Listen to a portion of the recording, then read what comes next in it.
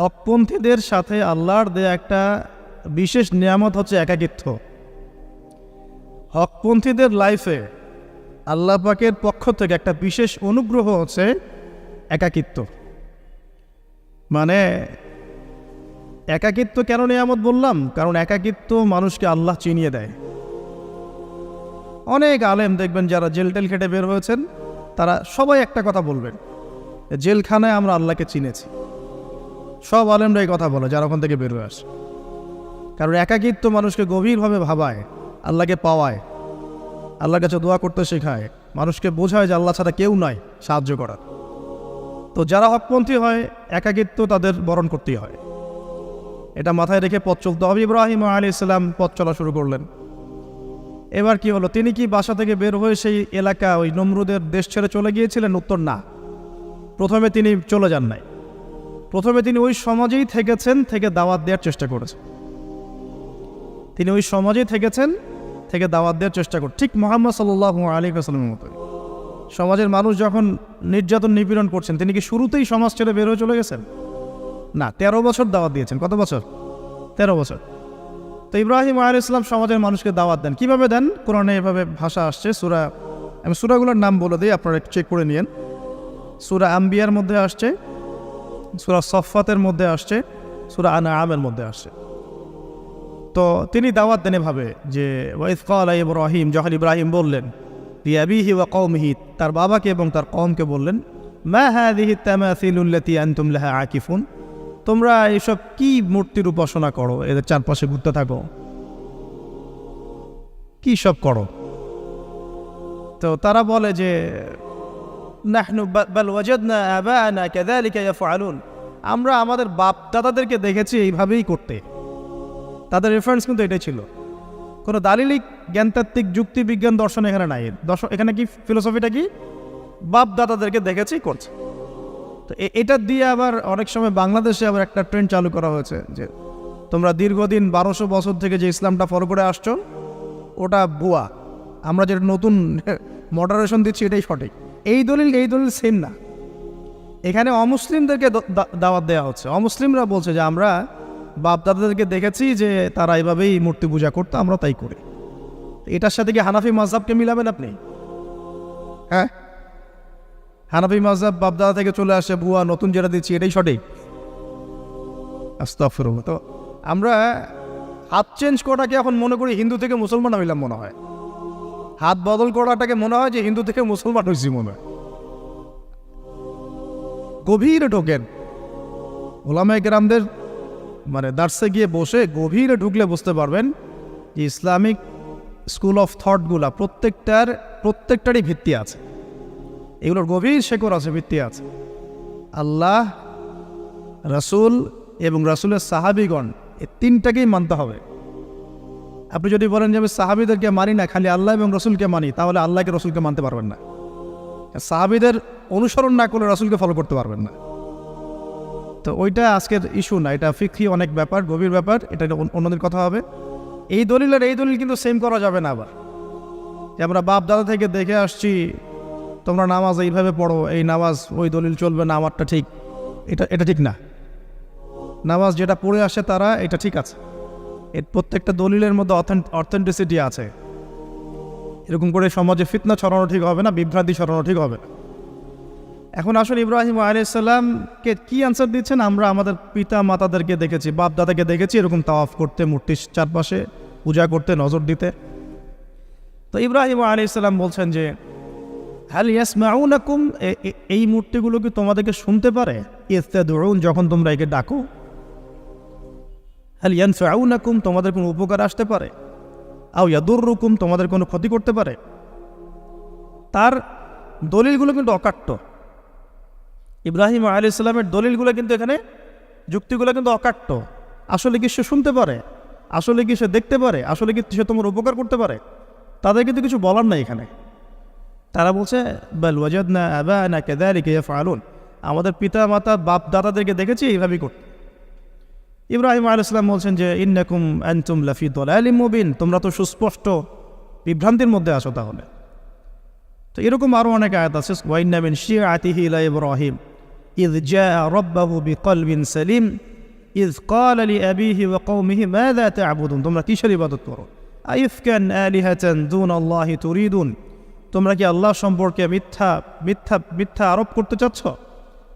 ফামা যন্নুকুম বিরব্বিল আলামিন, আল্লাহ রাব্বুল আলামিন সম্পর্কে তোমাদের কি ধারণা? এভাবে তিনি তার কওমকে দাওয়াত দিতে লাগলেন। কিন্তু তাদের কওমের দলিল একটাই ছিল, বাপ দাদাদেরকে দেখেছি এভাবে মূর্তি পূজা করতে, তাই করে। সনাতন, এটা ছিল কি সনাতন থটস। অথচ সর্বপ্রথম এটা শুরু হয় কোন নবীর আমল থেকে? নূহ আলাইহিস সালাম। নূহ আলাইহিস সালামের যুগের মানুষ সর্বপ্রথম এই মূর্তি পূজা শিরক করেছে। এর আগে মূর্তি পূজা ওয়ার্ল্ডে ছিল না, নূহ আলাইহিস সালামের যুগ থেকে শুরু হয়েছে। তাহলে এটাকে আমরা সর্বোচ্চ পর্যায়ে সনাতন বলতে পারি না। তারও আগে যে সময় চলে গেছে, ওই সময় মানুষ তাওহীদপন্থী ছিল। আদম আলাইহিস সালামের যুগে তখন মানুষ এই কাজ করতো না। শুরুটা কেমন করে হলো? ভালো উদ্দেশ্যেই শুরু হয়েছিল, ভালো মনে করে। কেমন? যে মানুষ এরকম চিন্তা করে নিয়েছিল যে এই মানুষগুলো লাত, উজ্জা, হবল, ইয়াগুথ, ইয়াউক, নসর, ইয়াগুথ, ইয়াউক, নসর, এই ভালো মানুষগুলো আল্লাহর খুব নেককার বান্দা ছিলেন। তাদের স্ট্যাচু তৈরি করা যায়, তৈরি করলে কি হবে? এগুলোকে দেখলে আমাদের আগ্রহ জন্মাবে ইবাদত করার ব্যাপারে। এটা ছিল ওদের থটস। শয়তান এভাবেই তাদেরকে ইনফ্লুয়েন্স করেছিল আর কি, তারা তাই করলো। এই জেনারেশনটা যখন মারা গেল, পরের জেনারেশন যখন আসলো, তখন শয়তান ওদেরকে বোঝালো, ধরেন 100-200 বছর পরে বোঝালো যে ওরা খুব ভালো মানুষ ছিল, ওদের মূর্তিকে মসজিদের বাইরে না রেখে ভিতরে ঢুকিয়ে ফেলো, তাদেরকে সেজদা করতে হবে না, ভিতরে ঢুকিয়ে ফেলো, ইবাদতে মনোযোগ আসবে। পরের জেনারেশন এই কাজটাই করলো। থার্ড জেনারেশনকে শয়তান বোঝালো যে সরাসরি ওদের কাছে চাইলেই হবে, তারা আল্লাহ পাকের অনেক কি আনুগত্যপ্রাপ্ত, নৈকট্যপ্রাপ্ত বান্দা, সরাসরি তাদের কাছে চাইলেই হবে। আল্লাহর কাছে চাওয়া, এখানে চাওয়া একই কথা, ওখানে সেজদা করা, এখানে সেজদা করা একই কথা। এখান থেকে শুরু হলো সরাসরি স্ট্যাচু ওয়ার্শিপ। সরাসরি স্ট্যাচু ওয়ার্শিপিং এখান থেকে শুরু হয়েছে। তো আমরা আমাদের হিন্দু ভাই বোন যারা আছেন, আমাদের আশপাশে অমুসলিম ভাই বোন, তাদের প্রতি সম্মান রেখেই এই হিস্ট্রিগুলো পড়তে বলবো আর কি, এবং যুক্তি দর্শনগুলো খুঁজতে বলবো। আসলে কি তারা শুনতে পায়? আসলে কি সে আমার কোনো উপকার করতে পারে? আসলে কি সে আমার কোনো ক্ষতি করতে পারে? আসলে কি সে সৃষ্টিকর্তার প্রতিমূর্তি হতে পারে কিনা? তো আমরা এটা আহ্বান জানাবো, আমরা কারো ধর্মীয় অনুভূতিতে আঘাত করব না। ইসলাম আমাদেরকে এটা শিখায় না। ইসলাম এটা শিখায় যে মানুষকে হিকমার সাথে, প্রজ্ঞার সাথে দাওয়াত দেয়া, যাতে করে তারা জাহান্নামের রাস্তা থেকে ফিরে আসতে পারে ইনশাআল্লাহ। এখন আসুন, আরও একটা দাওয়াত ইব্রাহিম আলাইহিস সালাম তার কওমকে দিলেন। সেটা কি? এবার এখানে সমাজের মানুষের সাথে ওই সমাজের ধর্ম নেতারাও ছিল। সমাজে কিন্তু কয়েক শ্রেণীর মানুষ থাকে, মানে সামাজিক নেতা, ধর্মনেতা, রাষ্ট্রনেতা। তো রাষ্ট্রনেতা পর্যায়ে এখনও ইব্রাহিম আলাইহিস সালাম যান নাই, এখন সমাজ নেতা আর ধর্মনেতা চলছে আর কি। এবার ধর্মনেতা আসলো, এসে ধর্মনেতারা তাকে বোঝানোর চেষ্টা করলো যে এই আসমানের তারা, চাঁদ, সূর্য, প্রকৃতি, গাছপালা, এগুলো ইলাহ, এগুলোর ইবাদত করা যায়। এই ঘটনা আল্লাহ রাব্বুল আলামিন সূরা আনআমের মধ্যে বলেছে। তো ইব্রাহিম আলাইহিস সালামকে তারা দেখাচ্ছে, এটা আরবীয় একটা কাব্যিক ভাষায় কোরআনে এসেছে, চমৎকার ভাষায়, যে ফালাম্মা জান্না আলাইহিল লাইল, যখন তার উপর রাত আচ্ছাদিত হলো, রাআ কাওকাবা, তখন ইব্রাহিম আলাইহিস সালাম কি দেখলেন? আকাশে তারা দেখলেন। ঠিক আছে, তারা মূর্তি পূজার এখানেই আছে, ধর্মনেতারাও এখানেই আছে। তো তিনি বলছেন হাযা রব্বি, এটা আমার রব। ফালাম্মা ফালা, যখন তারকাগুলো অস্তমিত হলো, ক্বালা লা উহিব্বুল আফিলিন, আমি তো অস্তমিত যাওয়া জিনিসকে পছন্দ করি না। রব তো অস্তমিত যাবে না, এখানেও যুক্তি লাগবে, তো আমার ফিলোসফি লাগবে, আমার এখানে দর্শন লাগবে, এখানে তো আমাকে মানে প্রজ্ঞা দিয়ে বোঝাতে হবে। এটা তো অস্তমিত হয়ে গেল, এটা তো রব হতে পারে না। ফালাম্মা রাআল কামারা বাযিগান, যখন সে চাঁদকে দেখলো জলজল করছে একদম। আর এখনকার চাঁদ দেখা আগের চাঁদ দেখা তো এক না, এখন তো আমরা চাঁদের আলোই খুঁজে পাই না, তখনকার চাঁদ তো অন্যরকম। তো বাযিগান মানে জলজল করছে, তখন তিনি বললেন হাযা রব্বি, এটা আমার রব। তখন ফালাম্মা ফালা, যখন এটাও অস্তমিত হয়ে গেল, তিনি বলছেন লাইল্লাম ইয়াহদিয়ানি রব্বি লাকুনান্না মিনাল কওমিদ দাল্লিন, আল্লাহ যদি আমাকে হেদায়েত না দেন তাহলে আমি এই দল্লিনদের অন্তর্ভুক্ত হয়ে যাব। ইব্রাহিম আলাইহিস সালাম বলছেন ফালাম্মা রাআ শামসা বাযিগাতান, যখন এবার সূর্যকে দেখলেন দিনের বেলা, এটা তো আরও বড়। হাযা রব্বি হাযা আকবার, এটা আমার রব, এটা সবচেয়ে বড়। হাযা আকবার, এটা সবচেয়ে বড়। ফালাম্মা আফালাত, এটা যখন অস্তমিত হয়ে গেল, তখন তিনি বলছেন এই কথাটা যে ইয়া কওমি ইন্নী বারিউম মিম্মা তুশরিকুন, হে আমার কওম, তোমরা যেগুলোকে দিয়ে আল্লাহর সাথে শরিক করছো, এখান থেকে আমি আমার চেহারাকে ফিরিয়ে নিলাম। সুবহানাল্লাহ। তখন তিনি এই কথাটা বলেন, ইন্নী ওয়াজ্জাহতু ওয়াজহিয়া লিল্লাযী ফাতারাস সামাওয়াতি ওয়াল আরদা হানিফাও ওয়া মা আনা মিনাল মুশরিকিন, আমি আমার চেহারাকে ফিরিয়ে নিচ্ছি এই আসমান সমূহ এবং জমিনের সৃষ্টিকর্তার দিকে, এবং আমি মুশরিকদের অন্তর্ভুক্ত নই। ইন্না সলাতি ওয়া নুসুকি ওয়া মাহইয়ায়া ওয়া মামাতি লিল্লাহি রাব্বিল আলামিন, আমার সলাত, আমার কুরবানি, আমার স্যাক্রিফাইস, আমার জীবন, আমার ফুল লাইফ, আমার মৃত্যু, সব কিছু কার জন্যে? জগৎসমূহের প্রতিপালক আল্লাহর জন্যে। লা শারীকা লাহু, তার কোনো শরিক নাই। ওয়া বিযালিকা উমিরতু, এই একনিষ্ঠভাবে তার ইবাদত করার জন্যই আমি আদিষ্ট হয়েছি। ওয়া বিযালিকা উমিরতু ওয়া আনা মিনাল মুসলিমিন, এবং আমি মুসলিমদের অন্তর্ভুক্ত। এই শুরু হলো এবার পুরো স্পষ্টভাবে তাওহীদের ঘোষণা দেয়া। তবে ইব্রাহিম আলাইহিস সালামের এক একটা পদক্ষেপ কি যৌক্তিক না, বৈজ্ঞানিক না, এবং অকাট্য প্রমাণ আছে না, এগুলোকে কিন্তু ভেদ করতে পারছে না তারা। এবার ইব্রাহিম আলাইহিস সালাম চিন্তা করলেন, তারা এবার উচিত শিক্ষা দিতে হবে। তবে আগে বলেন, এই যে উচিত শিক্ষাটার কথা বলছে, এটা আবার আপনারা খবরদার ভুলেও কোথাও দিতে যায় না, ঠিক আছে? এটা তো সময় আছে। ইব্রাহিম আলাইহিস সালামের সাথে নবী সাল্লাল্লাহু আলাইহি ওয়াসাল্লামের জীবনের মিলের কথা বলছিলাম। নবী সাল্লাল্লাহু আলাইহি ওয়াসাল্লাম মক্কা বিজয়ের আগে কি কখনো মূর্তির গায়ে হাত দিয়েছেন কিনা বলেন? দিয়েছেন? যখন মক্কা বিজয় হয়ে গেছে, পুরো স্টেটই আপনার, অথরিটি আপনার, তখন আপনি আপনার অ্যাকশন নিতেই পারেন, সেটা আপনার ব্যাপার, তখন আপনি কি করবেন?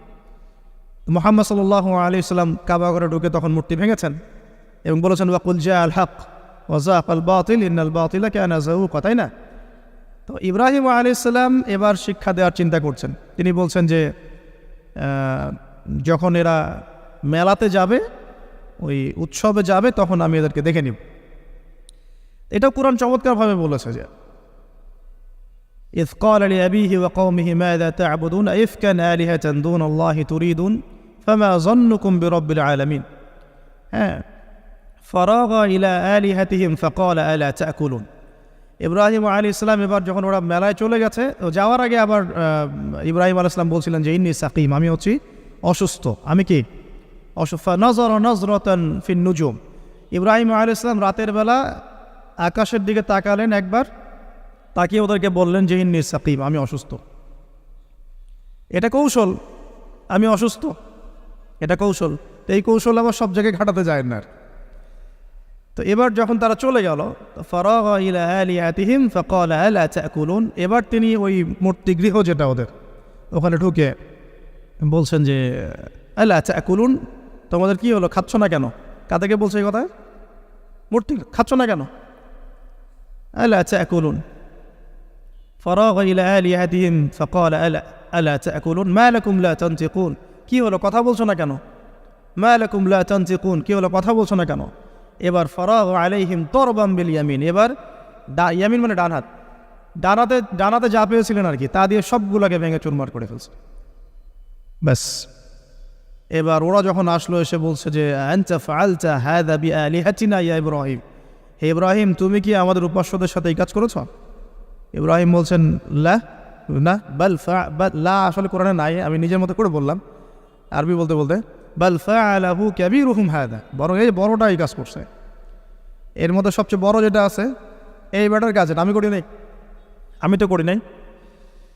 তখন ওরা তো এটা তো হতভম্ব হয়ে গেল, যে সে বলছে যে তুমি তো জানো, তুমি তো খুব ভালো করেই জানো যে তারা কথা বলতে পারে না, নড়াচড়া করতে পারে না, কিছুই করতে পারে না। তখন তিনি বললেন, তাহলে তোমরা কেন এমন ইলাহের উপাসনা করো যে কথাও বলতে পারে না, শুনতেও পারে না, দেখতেও পারে না, তোমার উপকারও করতে পারে না, ক্ষতিও করতে পারে না? কিন্তু এবারও কিন্তু যুক্তি নাই কোনো, তাদের কাছে কোনো দলিল নাই, কোনো প্রমাণ নাই, কোনো যুক্তি দর্শন কিচ্ছু নাই। এবার শুরু হলো জুলুম। জালেমের কাজ কি? যুক্তি, জ্ঞান, দর্শন, বিজ্ঞান এগুলো দিয়ে যখন পরাস্ত, এগুলো দিয়ে পারছি না, এবার পেশি শক্তি, এবার কি পেশি শক্তি, ব্যাস এবার পেশি শক্তি। ইব্রাহিম আলাইহিস সালামকে নিয়ে যাওয়া হচ্ছে নমরুদের দরবারে। এবার চলো, এবার তোমার আজকে খবর আছে। এবার পুরো রিমান্ড হবে 7 দিনের। একদিন রিমান্ড হলেই অবস্থা খারাপ হয়ে যাওয়ার কথা। তো ইব্রাহিম আলাইহিস সালামকে এবার নিয়ে যাচ্ছে ধরেন নমরুদের কাছে। কি যে হবে আল্লাহ ভালো জানেন। ইব্রাহিম আলাইহিস সালাম যখন যাচ্ছেন তখন কি তিনি জানতেন যে আল্লাহ পাক তাকে আগুন থেকে বাঁচাবেন? এই ঘটনা যে ঘটবে তিনি কি জানতেন? আচ্ছা, আমরা না হয় জানি যে এমনটা হয়েছিল। ইব্রাহিম আলাইহিস সালাম ওই সময় তো আর জানতেন না যে কি হতে যাচ্ছে। তার মানে তার ওই সময় তার ইমানের তেজ, তার স্থিরতা, ইস্তেকামা এবং তাওয়াক্কুল কত বেশি ছিল। তাকে নিয়ে যাওয়া হচ্ছে। এবারে নমরুদের সামনে দাঁড় করিয়ে নমরুদ এবার একটু মজা নিয়ে জিজ্ঞাসা করলো যে কে তোমার রব? ওই কবরের প্রশ্ন করার মতো, মান রব্বুক, তোমার রব কে? তো ইব্রাহিম আলাইহিস সালাম বলছে রব্বি আল্লাযী ইউহয়ী ওয়া ইউমীত, আমার রব তিনি যিনি জীবন দেন মৃত্যুও দেন। এবার নমরুদ বলছে ক্বালা আনা উহয়ী ওয়া উমীত, আমি তো জীবন দিই আর মৃত্যু দেই। কীভাবে? একজন এই যাবজ্জীবনপ্রাপ্ত আসামিকে ডেকে নিয়ে ছেড়ে দিল, দিয়ে বললো যে জীবন দিলাম। আর একজন আসামিকে ডেকে তৎক্ষণাৎ মৃত্যুদণ্ড দিয়ে মৃত্যু দিলাম। তো ইব্রাহিম দেখলেন আলাইহিস সালাম এ তো মোটা বুদ্ধির মানুষ, কারণ যে যত বড় জালেম হয় তার বুদ্ধি তত মোটা হয়, কিন্তু এটা মাথায় রাখবেন। ফেরাউনের মতো জুলুম মানুষের বুদ্ধি লোপ করে দেয়, আর শিরক মানুষের মধ্যে ভয় সঞ্চার করে। যখন আপনি শিরক করতে থাকবেন মনে খুব ভয় কাজ করবে। এবং মুশরিক বাহিনী কখনো ইসলামের বিজয় লাভ করতে পারে নাই। যে মুসলিম সেনাবাহিনীর মধ্যেও শিরক ছিল না, ওরা যুদ্ধের মাঠে পরাজিত হয়ে গেছে। ইতিহাস ঘাটবেন, মুসলিম যে সেনাবাহিনীর মধ্যে শিরক ছিল ওই সেনাবাহিনী পরাজিত হয়ে গেছে। আবার অল্প গুটি কয়েক সেনাবাহিনী তারা তাওহীদপন্থী ছিল, তারা জয়লাভ করেছে। ইতিহাস ঘেটে দেখবেন। তো জুলুম কি করে বুদ্ধি লোপ পায়? নমরুদের বুদ্ধি লোপ পেয়ে গেল। তো ইব্রাহিম আলাইহিস সালাম বলছেন রব্বি আল্লাযী ইউহয়ী ওয়া ইউমীত, এ তো এটা বুঝলো না। তাহলে ইন্নাল্লাহা তাআলা ইন্নাল্লাহা ইয়াতি বিশ-শামসি মিনাল মাশরিক ফাতি বিহা মিনাল মাগরিব। ইব্রাহিম আলাইহিস সালাম বলছেন যে আল্লাহ রাব্বুল আলামিন, আমার আল্লাহ, তিনি পূর্ব দিক থেকে সূর্য ওঠান। তো তুমি যদি ইলাহ হয়ে থাকো তাহলে পশ্চিম দিক থেকে উঠাও। এটা আরো বড় অকাট্য দলিল হলো। তার অবস্থাটা আল্লাহ ব্যাখ্যা করছেন এভাবে, আল্লাহ বলছেন ফাবুহিতাল্লাযী কাফার, কাফের একদম হতভম্ব হয়ে গেল। একদম হতভম্ব হয়তো লাভ নাই, পেশি শক্তি আছে আমার। তোমার যুক্তি, বিজ্ঞান, দর্শন, থিওরি তো আমার দরকার নাই। তোমার দিনের জ্ঞানের এলিমেন্ট তোমার দরকার নাই। তোমার ওয়াজ নসিহতের আমার দরকার নাই। আমার কাছে কি আছে? পেশি শক্তি আছে। পিঠায় সব সিধা করে ফেলা হয় একেবারে।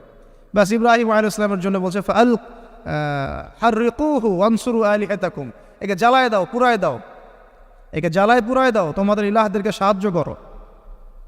আল্লাহ পাক অন্য জায়গায় বলছেন যে ফাআরাদু বিহি কাইদান ফাজআলনাহুমুল আসফালিন, তারা ইব্রাহিম আলাইহিস সালামকে একটা বিশেষ বড় একটা কৌশল করলো। এই কৌশলটা কি ছিল? তাকে অগ্নিকুণ্ডের মধ্যে ফেলে দেওয়ার একটা চেষ্টা করলো, আগুন জ্বালিয়ে রাখলো। বলা হয় 40 দিন, এগুলো হিস্ট্রি বা তাফসীরগুলোতে আসছে। আমি just Quran text to the point বলছি। তো আগুন দাউ দাউ করে জ্বলতে লাগলো। ওই ব্যাবিলন, ওখানকার সব মানুষ দেখছে বিষয়টা। তো ইব্রাহিম আলাইহিস সালামকে ফেলে দেওয়া হবে। দেখেন, যখন ফেলে দেওয়া হবে তখন কি ইব্রাহিম জানতেন যে তিনি আগুনে পুড়বেন না? তিনি তাহলে প্রস্তুত ছিলেন। তিনি তখন জীবন দেওয়ার জন্য প্রস্তুত ছিলেন। ঠিক আছে, এখন তাকে ফেলে দেওয়া হচ্ছে। ঠিক ওই সময়ে জিবরাইল আলাইহিস সালামের আগমন। সুবহানাল্লাহ। তিনি এসে বলছিলেন যে আমার কাছে কোনো হাজত আছে নাকি আপনার? তখনও ইব্রাহিম আলাইহিস সালাম বলেছেন আপনার কাছে আমার কোনো হাজত নাই। হাসবি আল্লাহ ওয়া নি'মাল ওয়াকিল, এই যে কথাটা আমরা বলি, হাসবুন আল্লাহ ওয়া নি'মাল ওয়াকিল, হাসবি আল্লাহ ওয়া নি'মাল ওয়াকিল। ইব্রাহিম আলাইহিস সালাম বললেন আল্লাহ আমার জন্য যথেষ্ট এবং তিনিই আমার উত্তম কর্মবিধায়ক। ব্যাস, এরকম মোমেন্টে বান্দা যখন আল্লাহকে এভাবে চাবে, আল্লাহ রাব্বুল আলামিন না এসে পারবেন? কখনই পারবেন না ইনশাআল্লাহ তাআলা। তখন আল্লাহ রাব্বুল আলামিনের আদেশ চলে আসলো, ইয়া নার, হে আগুন, কুনি বারদান ওয়া সালামান আলা ইব্রাহিম, ইব্রাহিমের জন্য ঠান্ডা হয়ে যাও, শীতল ঠান্ডা হও। মানে খুব শীতল না, আবার আরামদায়ক শীতল ঠান্ডা হয়ে যাও। সুবহানাল্লাহ।